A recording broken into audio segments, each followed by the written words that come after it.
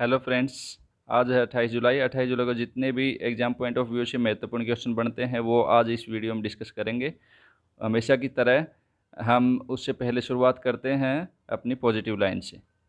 अपना हौसला इतना बुलंद बनाओ कि खुदा भी आकर पूछे कि बोल तेरी इच्छा क्या है। तो कहने का मतलब ये है दोस्तों कि अपना जो कॉन्फिडेंस है ना उसको हमेशा ऊंचा रखो।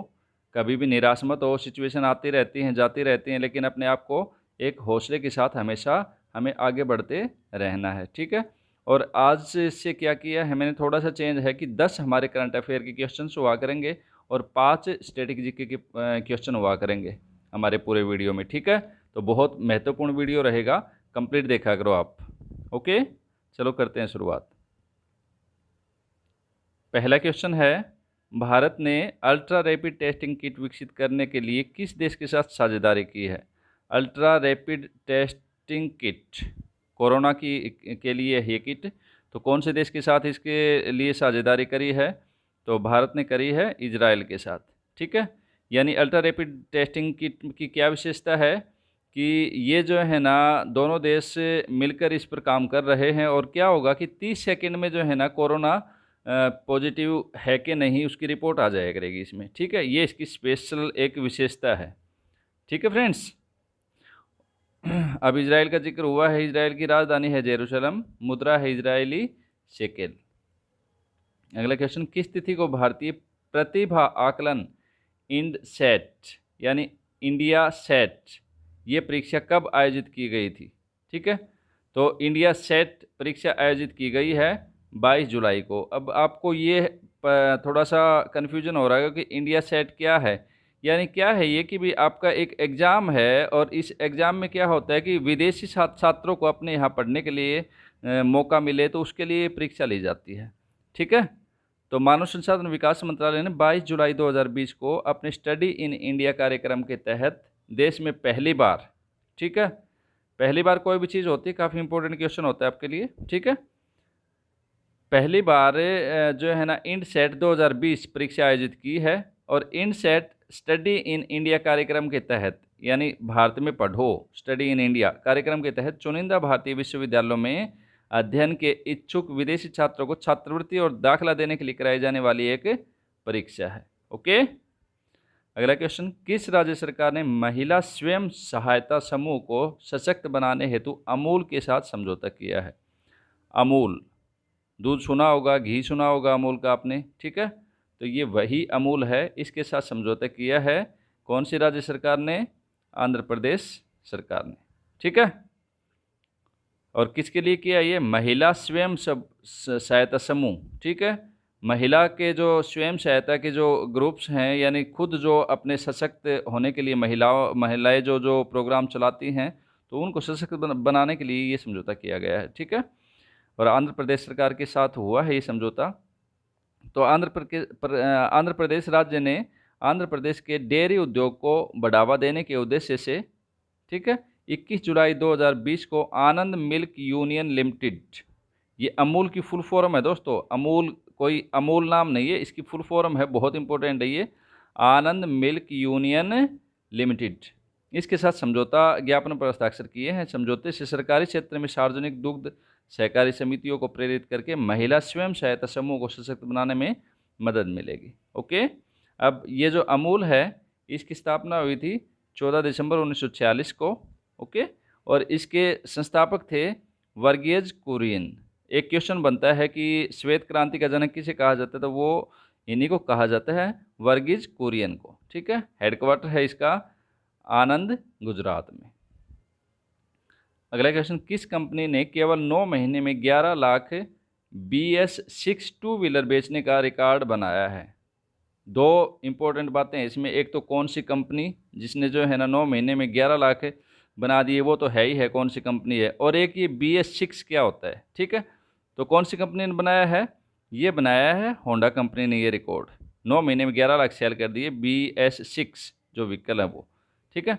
तो अब ये BS6 ही पहले हम जान लेते हैं क्या होता है। भारत सरकार मोटर व्हीकल से निकलने वाले प्रदूषकों यानी जो प्रदूषण होता है उसको नियंत्रित करने के लिए मानक तय करती है, इसे BS कहा जाता है, B फॉर भारत, और S फॉर स्टेज। ठीक है, तो भारत स्टेज इसकी फुल फॉर्म है। तो ये जो है ना छठी स्टेज है जो पॉल्यूशन की दृष्टि से जो सुधार किया गया है वो। तो पहले BS2 व्हीकल आए थे 2005 में, BS3 आए थे 2010 में, BS4 आपके 2017 में, और BS6 अप्रैल 2020 से लागू हो गया है देश में। अब जो है ना BS4 ना तो बनेंगे ना बेचे जाएंगे। ठीक है, लॉकडाउन की वजह से हालांकि बिक्री चल रही है BS4 की, लेकिन ये केवल लॉकडाउन की वजह से किया गया है, अदरवाइज आपका प्रतिबंध हो गया था मार्च के बाद ही। ठीक है, अब होंडा का जिक्र हुआ है, तो होंडा ने सितंबर 2019 में BS6 की बिक्री शुरू की थी। होंडा की स्थापना 1948 में हुई थी। हेडक्वार्टर है मिनाटो, जगह है ये मिनाटो, टोक्यो जापान के अंदर। ठीक है, संस्थापक हैं सोइचिरो होंडा और टेकियो फुजीसावा, ये संस्थापक हैं इसके। अगला क्वेश्चन, भारत में के किस राज्य में कोरोना से हाल ही में पहली मौत? देखो, जहाँ लाखों के आंकड़े हो रहे हैं अपने हिंदुस्तान में, तो उसमें जो है ना फिलहाल एक ऐसा राज्य था जो बचा हुआ था लेकिन वहाँ भी पहली मौत हुई है, तो वो राज्य है सिक्किम, जो पूरी तरह से जो है ना प्राकृतिक रूप से प्रकृति की गोद में है ये राज्य, और पूर्णतः जैविक राज्य है भारत का पहला सिक्किम। तो इसके अंदर भी कोरोना से पहली मौत हुई है। ठीक है, तो अब सिक्किम के बारे में थोड़ा सा। सिक्किम राजधानी है गंगटोक इसकी, CM है प्रेम सिंह तमांग। ठीक है, और गवर्नर हैं गंगा प्रसाद। ठीक है, वैसे सिक्किम के लगभग जो है ना 25-26 साल तक पवन कुमार चामलिंग रहे थे यहाँ के CM, सबसे लंबे सिक्किम के अंदर।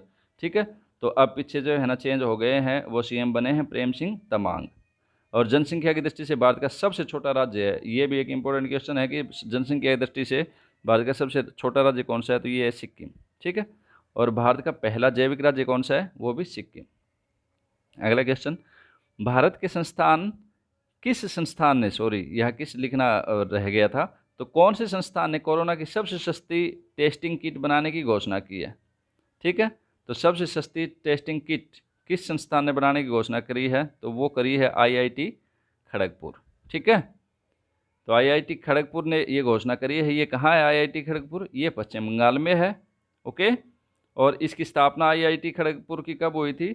इसकी 1951 में, यानी शुरू में हिंदुस्तान में जो 7 जो IIT थी ना प्राचीन, उन 7 के अंदर इसका नाम था IIT खड़गपुर का। ठीक है, तो 1951 में स्थापना हुई थी। और इसने जो है ना एक ऐसा पोर्टेबल डिवाइस बनाया है जिसके अंदर क्या है कि 1 घंटे में ही आपकी इसकी जो कोरोना के जो टेस्ट करते ही 1 घंटे में इसकी रिपोर्ट आ जाएगी। और टोटल खर्चा क्या है इसका, रिपोर्ट का 400 रुपये खर्चा आएगा केवल। ठीक है, अब जिक्र हुआ है यहाँ पे IIT खड़गपुर का, तो पश्चिम बंगाल में, तो पश्चिम बंगाल के बारे में थोड़ा सा। पश्चिम बंगाल की राजधानी है कोलकाता, CM है ममता बनर्जी, जिनको दीदी उपनाम से जाना जाता है। ठीक है, और गवर्नर हैं जगदीप धनखड़। और कोलकाता के बारे में एक क्वेश्चन इंपॉर्टेंट कि भी कोलकाता कौन सी नदी के किनारे है? हुगली नदी के किनारे बसा हुआ है। ठीक है, और कलकत्ता का सुंदरवन डेल्टा बहुत प्रसिद्ध है। अगला क्वेश्चन, खेलो इंडिया गेम्स 2021 कहाँ आयोजित किए जाएंगे? ये काफ़ी जो है ना एक इम्पोर्टेंट गेम का जो प्रोग्राम है ये, तो खेलो इंडिया गेम्स, तो ये जो है ना आयोजित किए जाएंगे 2021 में हरियाणा में। ठीक है, और हरियाणा के अंदर कहाँ? पंचकुला में। ठीक है, भारत की सबसे बड़ी खेल इवेंट के लिए जो है ना पंचकुला हरियाणा का नाम फाइनल कर दिया गया है। और नाम किसने फाइनल किया है? खेल मंत्री श्री किरण रिजिजू ने। ओके, अब हरियाणा का जिक्र हुआ है, तो हरियाणा की राजधानी है चंडीगढ़, जो पंजाब की भी राजधानी है। हरियाणा के CM है श्री मनोहर लाल खट्टर, और यहाँ के गवर्नर हैं श्री सत्यदेव नारायण आर्य। ठीक है, अगला क्वेश्चन, CRPF का स्थापना दिवस कब मनाया गया है? CRPF का स्थापना दिवस, ओके, CRPF फुल फॉर्म आपको पता ही है, सेंट्रल रिजर्व पुलिस फोर्स। ठीक है, यानी केंद्रीय रिजर्व पुलिस बल, ये CRPF की फुल फॉर्म है। ये कब मनाया गया है? अभी ये जो है ना 27 जुलाई को मनाया गया है CRPF का स्थापना दिवस। ठीक है, क्योंकि इसकी स्थापना हुई थी 27 जुलाई 1939, यानी भारत के स्वतंत्र होने से पहले। और जब इसको क्या कहा जाता था? शाही प्रतिनिधि पुलिस, शाही प्रतिनिधि पुलिस बोले जाते थे उस टाइम इसको। और अब जो है ना इसका हेडक्वार्टर कहाँ है? नई दिल्ली के अंदर। और ये किसके अधीन काम करता है? ये CRPF जो है ना जो संगठन है ये काम करता है अपने गृह मंत्रालय के अधीन। ठीक है, और गृह मंत्री हमारे हैं हमारे देश के श्री अमित शाह। अगला क्वेश्चन, किस देश ने पहला कोरोना केस मिलने पर सीमावर्ती शहर केसोंग में लॉकडाउन की घोषणा की है? यानी कौन सा देश है जिसमें अभी भी जो है ना नहीं मिले थे, लेकिन पहला कोरोना केस पॉजिटिव मिला है, तो कौन सा देश है वो है आपका उत्तर कोरिया। ठीक है, तो उत्तर कोरिया के अंदर, उत्तर कोरिया में पहला कोरोना पॉजिटिव केस पाए जाने पर तानाशाह, यहाँ के तानाशाह जो हैं किम जोंग उन, ठीक है, पूरा नाम है उनका किम जोंग उन, तो उन्होंने दक्षिण कोरिया के सीमावर्ती शहर, दक्षिण कोरिया के साथ में जो लगता शहर है उत्तर कोरिया का केसोंग, उसमें लॉकडाउन की घोषणा की है। इस शहर में करीब 2 लाख की आबादी है। अब उत्तर कोरिया का जिक्र हुआ है तो उत्तर कोरिया की राजधानी है प्योंगयांग और मुद्रा है उत्तर कोरियाई वॉन। अगला क्वेश्चन, भारत की पहली शहद परीक्षण प्रयोगशाला कहाँ स्थापित की गई है? शहद परीक्षण प्रयोगशाला, और पहली बार जो भी चीज़ होती है इंपॉर्टेंट है ये क्वेश्चन। ठीक है, तो पहली शहद प्रयोगशाला आपकी स्थापित की गई है गुजरात के अंदर, और जगह कहाँ, जहाँ अभी अमूल का जिक्र हमने समझाया था तो वहीं पे आनंद में। ठीक है, आनंद गुजरात के अंदर केंद्रीय कृषि तथा किसान कल्याण मंत्री, हमारे जो सेंटर के जो कृषि मंत्री हैं, किसान कल्याण मंत्री हैं नरेंद्र सिंह तोमर, उन्होंने जो है ना इस पहली शहद परीक्षण प्रयोगशाला का उद्घाटन किया है। ठीक है, अब गुजरात का जिक्र हुआ है, गुजरात की राजधानी है गांधीनगर, सीएम है विजय रूपाणी, गवर्नर है आचार्य देवव्रत। अगला क्वेश्चन, कन्नौज, अब ये स्टैटिक जीके के क्वेश्चन लिए हैं आपके लिए, अगर डेली की डेली आप करते रहोगे तो बहुत इंपॉर्टेंट रहेंगे आपके लिए, काफ़ी जीके का पोर्शन, करंट अफेयर का पोर्शन आपका क्लियर होता जाएगा। कन्नौज या बिलग्राम का युद्ध भी कहते हैं, ये कब हुआ था? ठीक है, तो ये हुआ था 1540 में, और ये आपके लिए डिटेल्स लिखता हूँ मैं। बिलग्राम का युद्ध मुगल बादशाह हुमायूं और सूर साम्राज्य के संस्थापक शेरशाह सूरी के बीच में ये युद्ध हुआ था। ये युद्ध वर्ष 1540 में लड़ा गया था। इस युद्ध के परिणाम स्वरूप हुमायूं 17 मई 1540 को शेरशाह सूरी द्वारा पराजित हुआ। ठीक है, यानी 17 मई 1540 को जो है ना शेरशाह सूरी हार गया था बिलग्राम के युद्ध में, और हार के क्या था, इसको भारत छोड़ना पड़ा था।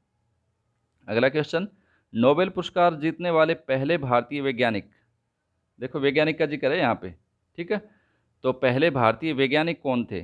तो वो थे सीवी रमन, नोबेल पुरस्कार जीता है जिन्होंने। तो प्रकाश के क्षेत्र में अपने उत्कृष्ट कार्य के लिए सर सीवी रमन को वर्ष 1930 में नोबेल पुरस्कार दिया गया था। उन्हें विज्ञान के क्षेत्र में नोबेल पुरस्कार प्राप्त करने वाले पहले एशियाई होने का भी गौरव प्राप्त है। भारतीय नहीं, पहला एशियाई व्यक्ति था ये जिनको विज्ञान के क्षेत्र में नोबेल मिला था। ठीक है, और उनके आविष्कार उनके नाम पर ही रमन प्रभाव के नाम से जाना जाता है। ठीक है, उनका नाम सीवी रमन था, तो उसी के नाम पे जो है ना ये प्रकाश के क्षेत्र में जो आविष्कार था ये रमन प्रभाव के नाम से जाना जाता है। अगला क्वेश्चन, विश्व की सर्वाधिक गहरी झील कौन सी है? विश्व की सर्वाधिक गहरी, बहुत इंपॉर्टेंट क्वेश्चन है, तो वो झील है बैकाल झील। ओके, विश्व की सबसे गहरी झील है बैकाल झील, जो कहाँ है? रूस के अंदर है जो। ठीक है, और ये विशाल मीठे पानी की झील है, यानी यूँ नहीं कि खारा, मीठे पानी की सबसे बड़ी झील है ये। इसकी औसत गहराई क्या है? 744.4 मीटर। ठीक है, तो सबसे गहरी मीठे पानी की झील है बैकाल झील, और इसकी गहराई बताइए 744.4 मीटर। अगला क्वेश्चन, बुकर पुरस्कार जीतने वाले पहले भारतीय, बहुत इंपॉर्टेंट क्वेश्चन है बुकर पुरस्कार। ठीक है, ये बुकर पुरस्कार जो है ना लेखन के क्षेत्र में दिए जाते हैं। ठीक है, तो पहले भारतीय कौन थे? तो वो थे अरुंधति राय।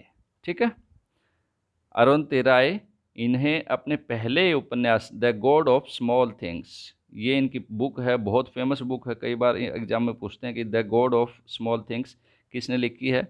अरुंधति राय ने। ठीक है, इस पुस्तक के लिए इनको 1997 में बुकर पुरस्कार मिला था। और अब ये बुकर पुरस्कार कहाँ और किसको दिया जाता है? ये पुरस्कार राष्ट्रकुल यानी कॉमनवेल्थ जो देश हैं, कंट्री हैं, उनको या फिर आयरलैंड के नागरिक द्वारा लिखे गए मौलिक अंग्रेजी उपन्यास के लिए हर वर्ष दिया जाता है। ठीक है, ओके। 2008 का पुरस्कार भारतीय लेखक अरविंद अडिग को दिया गया था। अडिग को मिलाकर कुल 5 बार ये पुरस्कार भारतीय मूल के लेखकों को मिला है। तो ये भी इम्पोर्टेंट क्वेश्चन है कि कितनी बार जो है ना बुकर पुरस्कार मिल चुका है। तो भारतीय मूल के लोगों को 5 बार ये पुरस्कार मिल चुका है। ठीक है, एक तो आपका अरुंधति राय हो गया था, फिर अरविंद अडिग हो गया, फिर जो है ना आगे कौन कौन से लेखक हैं, वीएस नोयपॉल, अरुंधति राय, सलमान रश्दी और किरण देसाई। ठीक है, अगला क्वेश्चन, भारत की सशस्त्र सेनाओं का सुप्रीम कमांडर कौन होता है। हमारी जो सशस्त्र सेनाएं होते हैं उनका सुप्रीम कमांडर किसे बोला जाता है। तो वो होते हैं हमारे महामहिम राष्ट्रपति जी। ठीक है, जैसे हमारे अब राष्ट्रपति हैं रामनाथ कोविंद, तो वो जो है ना सशस्त्र सेनाओं के सुप्रीम कमांडर हैं। ठीक है, भारतीय सेना का सर्वोच्च कमांडर भारत का राष्ट्रपति होता है। इसे सारी शक्ति मिली होती है, लेकिन किसी तरह की आपातकाल की स्थिति में ये हमेशा प्रधानमंत्री की राय के उपरांत ही कोई निर्णय लेता है। जैसे जब कोई परमाणु हमला करने की कोई बात होती है, तब राष्ट्रपति और प्रधानमंत्री दोनों की सहमति जरूरी होती है, लेकिन राष्ट्रपति के आदेश के बाद ही हमले को अंजाम दिया जाता है। ठीक है, तो ये था आपका आज का बहुत ही इम्पोर्टेंट करंट अफेयर का टॉपिक। आशा है आपको पसंद आया है। लाइक और शेयर कर देना यदि पसंद आया हो तो, और सब्सक्राइब चैनल को ज़रूर कर लेना। Okay friends, wish you all the best.